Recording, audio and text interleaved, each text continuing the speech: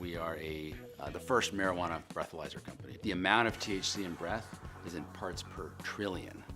It's kind of like if you filled up 9 or 10 Olympic-sized swimming pools with sand and said, hey, go find those 200 particles that are green rather than white.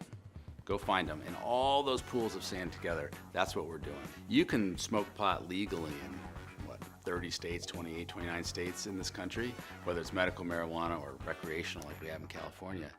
But you're never allowed to drive impaired, and you can't be at the workplace impaired.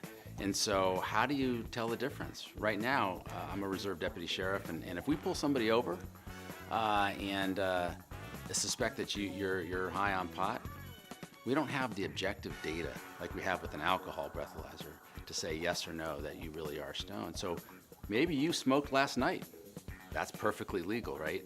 You get in a car accident the next day on the way to work, and if you get your blood or your urine or your saliva tested, you're gonna have tons of pot in there. But you're not impaired. It's 8 hours, 12 hours later, you're not impaired.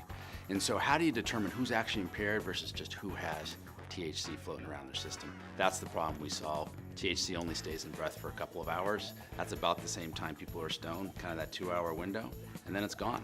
So if it's not in your breath, you're very unlikely to be impaired. Because we figured out a technology that we could apply to measuring in really, really low quantities THC in breath. And this was all a technology solution.